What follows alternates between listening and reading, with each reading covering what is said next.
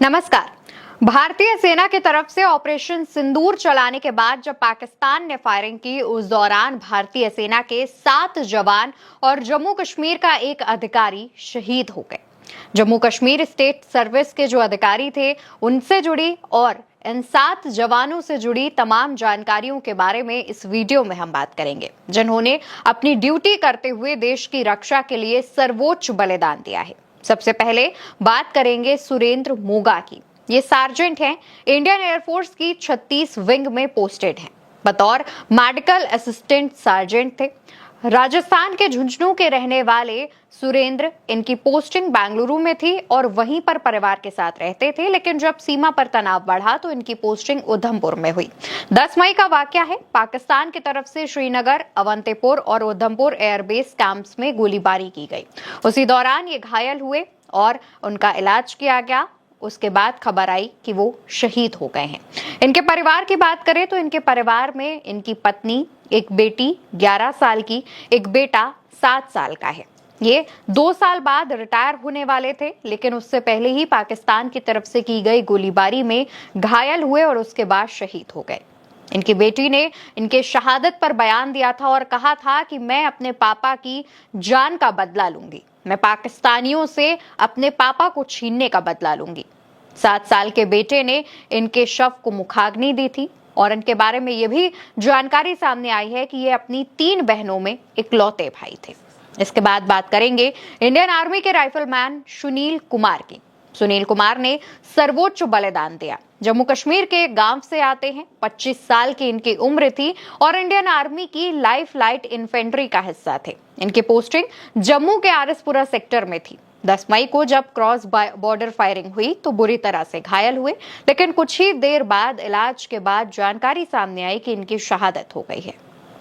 जब इनका शव परिवार वालों के पास पहुंचा तब इनके परिजनों ने बताया कि जल्द ही इनकी शादी होने वाली थी, लेकिन उससे पहले ही शहादत की खबर सामने आ गई।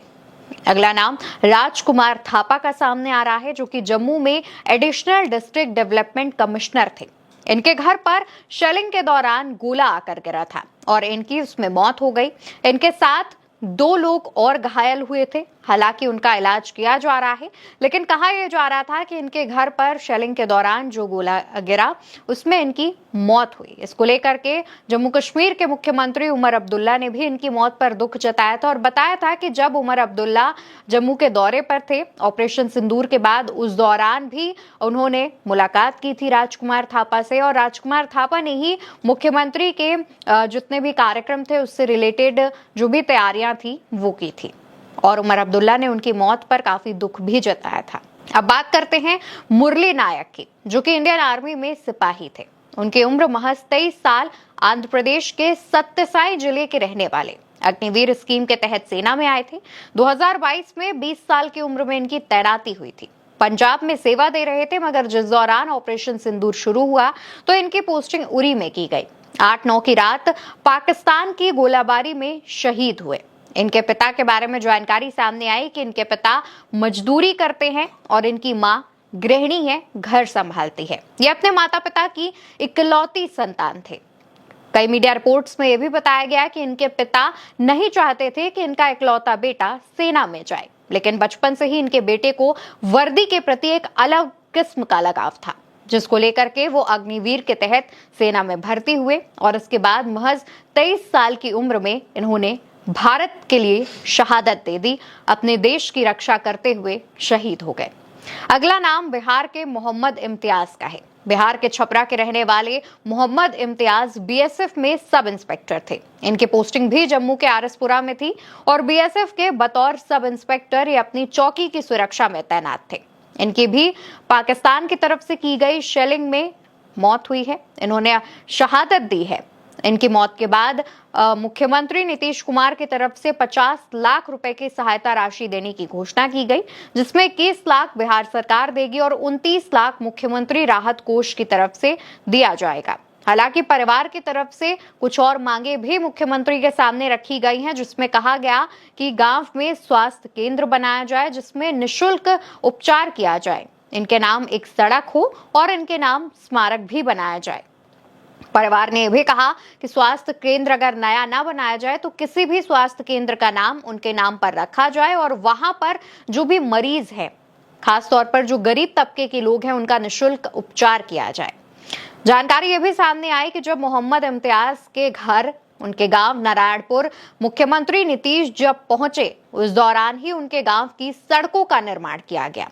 क्योंकि मुख्यमंत्री आ रहे थे, इसलिए वहां पर सड़क होना बहुत जरूरी था। इससे पहले उनके यहाँ पर सड़क नहीं थी, जिसको लेकर के इसकी शिकायत उनके परिजनों ने भी दी। उनके जो बेटे हैं, उनका भी बयान सामने आया था, जिसमें उन्होंने अपने पिता की शहादत पर गर्व जताया था। तो अगला नाम लांस नायक दिनेश शर्मा का सामने आ रहा है, जिन्होंने देश के लिए शहादत दी। हरियाणा के रहने वाले दिनेश शर्मा इंडियन आर्मी के 5 फील्ड रेजिमेंट में बतौर लांस नायक तैनात थे। इनके 5 भाइयों में से ये सबसे बड़े हैं। और एक बात यह भी है कि इनके 3 भाई, इन्हें मिलाकर इनके परिवार से 3 लोग सेना में अपनी सेवाएं दे रहे हैं। इनके परिवार में इनके पत्नी, 2 बच्चे जिनकी उम्र 4 साल और 8 साल है, और इसके अलावा इनकी पत्नी 7 महीने की गर्भवती भी है। जानकारी सामने आई कि ये 2 साल से पुंछ में पोस्टेड थे और पाकिस्तान की तरफ से की गई गोलीबारी में शहीद हुए। अगला नाम आता है दीपक चिमंगम का। बीएसएफ के जवान हैं। दीपक मणिपुर के इम्फाल से आते हैं। 10 मई को ही इनकी पोस्टिंग जम्मू कश्मीर के आरएसपुरा इलाके में की गई थी और जिस दौरान पाकिस्तान की तरफ से भारी गोलाबारी की गई, उसमें वो घायल हुए और अगले दिन यानी 11 तारीख को ये जानकारी सामने आई कि वो शहीद हो गए हैं। इनकी शहादत पर पूरा गांव, पूरा जो कस्बा है, वो गर्व करता है। इनसे जुड़ी जानकारी सामने आई कि जब इनका शव इनके परिवार को सौंपने के लिए निकला, उस दौरान तमाम जो इनके साथी जवान थे वो भावुक हो गए। इसके बाद अगला नाम सूबेदार मेजर पवन कुमार का, जो कि हिमाचल के कांगड़ा के रहने वाले हैं। पंजाब रेजिमेंट में JCO यानी कि जूनियर कमिश्नर्ड ऑफिसर थे। 10 मई को हुई गोलाबारी में ये शहीद हुए। इनके पिता भी पंजाब रेजिमेंट में बतौर हवलदार रह चुके हैं और रिटायर भी हो चुके हैं। इनके परिवार में अभी माता पिता के अलावा उनकी पत्नी, एक बेटा और एक बेटी है। और ये भी बताया जा रहा है कि इनके कार्यकाल के मात्र 2 महीने बचे थे, इसके बाद वो रिटायर होने वाले थे। हालांकि उससे पहले ही वो भारत की रक्षा करते हुए शहीद हो गए। तो दोस्तों, ये भारतीय सेना के उन तमाम विंग्स के सिपाहियों की कहानी थी जिन्होंने देश के लिए अपना सर्वोच्च बलिदान दिया। ये पाकिस्तान की ओर से सीज फायर वायलेशन जो किया गया, सीज फायर के बाद जो गोलीबारी की गई, उस दौरान शहीद हुए हैं। ये गोलीबारी की जो कोशिश थी वो पाकिस्तान की तरफ से रिहायशी इलाकों में बम गिराए जाने की थी। वहां पर आम इंसान को, आम लोगों को निशाना बनाए जाने की ये कोशिश पाकिस्तान की तरफ से थी, जिसको पूरी तरह से नाकाम किया गया। और इस कोशिश को नाकाम करते हुए भारत के ये जो जवान हैं वो शहीद हुए। इनमें से कई जवानों की कहानियां ऐसी हैं जिनकी आने वाले कुछ महीनों में शादी होनी थी, जिनके घर में एक नन्हा मेहमान आने वाला था। कुछ लोग 2 महीने बाद तो कुछ 2 साल बाद रिटायर होने वाले थे, लेकिन मां भारती की रक्षा करते हुए ये सेना के जवान शहीद हो गए और ताउम्र के लिए अमर हो गए।